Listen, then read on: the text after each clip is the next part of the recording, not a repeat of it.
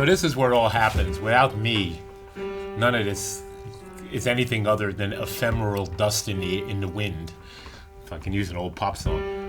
But actually, the truth is that Max is the producer, and I'm his engineer for this session. Let me see what I got here. Rolling back up, and this is... Wow, looks like we're... Strange but true, we're actually sort of ready. This is momentous because we have to do it right. Shall we? So. It's that time. This is it.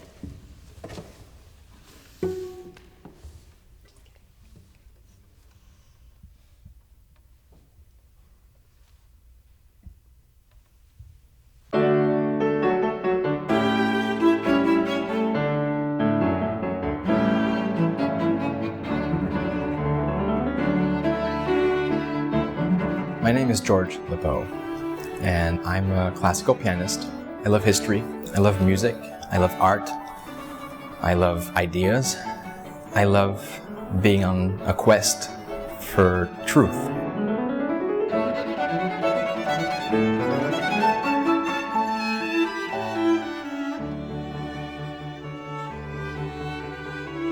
The Beethoven project that I started officially 3 years ago, it's funny that I formalized it because actually I've had a Beethoven project in my life ever since I started working on Beethoven when I was 9 or 10. But 3 years ago in Paris, I found out about the French premiere of a piano trio by Beethoven.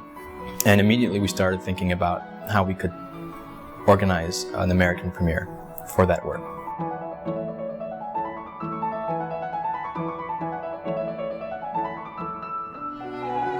During this planning months and stages, several things came to light. Number one, in my relationship with James F. Green of the American Beethoven Society, who is an unbelievable scholar who put together the most up-to-date catalog of Beethoven's works, asked me if I would be interested in adding a couple of pieces to the program. So of course I asked him what pieces he was thinking about. He said, well, one of the pieces has been performed once before only, in Italy. And it's another trio, piano trio, in 2 movements, and would we do that? So I said, well, that's amazing, this would also be an American premiere. So yes, of course, and it makes the occasion even greater. And I said, well, so what's the other piece you're thinking about?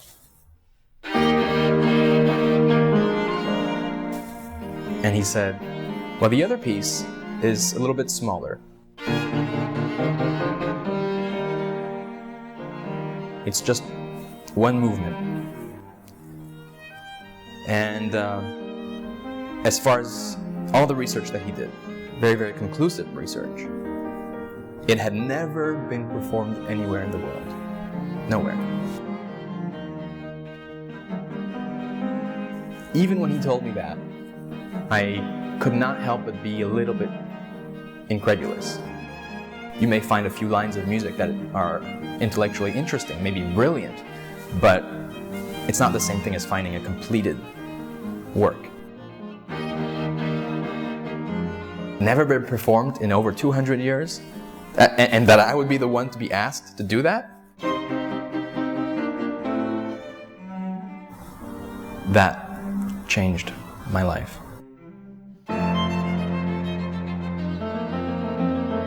It's not the same thing as playing an early Beethoven quartet that everybody knows and so many people have recorded over the years. It's not known, and so to begin with, you look at it in a different way. When I heard about a Beethoven premiere, an undiscovered work that had never been performed, I think I was probably like the rest of you, not quite credulous. What could this be? How good is it? What does it mean? It seems that the one that has just been discovered was an evolution, maybe a little deeper, a little richer, but still obviously the same voice. And that's what's exciting, is a new discovery. It's the Hess 47. It was remarkable only because it was so unusual. It represents a part of his life when he had a lot of drama. I got involved in it not knowing really what it was going to become. And, I'm just so amazed. It's just grown into this larger-than-life project. And now we made a recording, and now we might, go to New York. And from Alice Tully Hall at New York's Lincoln Center for the Performing Arts comes a moment of musical history. In just a moment, the Beethoven Project Trio. Pianist George Lepauw, violinist Mee Lee, and cellist Wendy Warner will play an all-Beethoven program, including New York premieres of music that Beethoven arranged for piano trio. I went back to the hotel. I'd never worn these clothes before. I was pretty sure I packed my white tie somewhere, but I couldn't find it. This is about 6 p.m., 6:15. So I had to figure out a way. Brooks Brothers was closed by that time.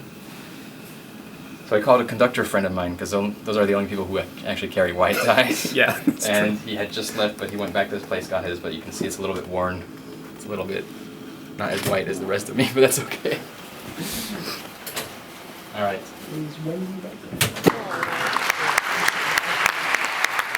These are Beethoven works that came around the far side to us today. It's an amazing thing to think that this New York audience is going to hear for the first time a piece of Beethoven as we're going to hear it tonight.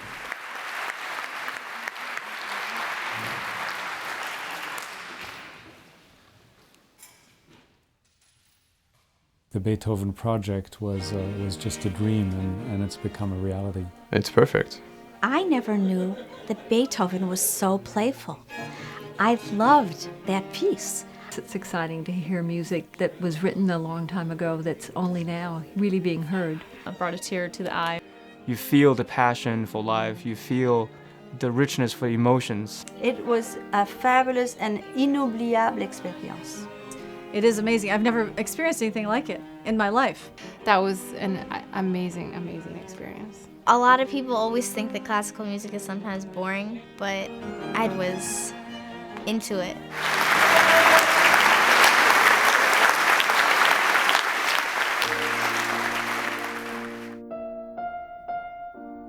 When people think of Beethoven, I think the first thing that comes to their mind is of the opening of the Fifth Symphony. Da da da da. Those notes define Beethoven's temper. The other thing they may think about is the transcendental nature of his Ode to Joy, one of the last great works that he wrote just a few years before dying. But few people, including myself, think much of the Beethoven of the time period when he was still discovering himself as an artist, when he was still building his career in his 20s and 30s, before he was completely deaf. The Beethoven of those years is a fascinating one. The years of his life where he wrote those pieces that we performed, and many other masterpieces.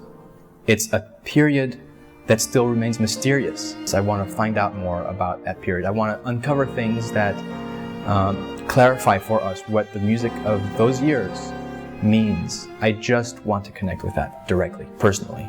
I want to have that as close to a personal connection to Beethoven as I can in the 21st century.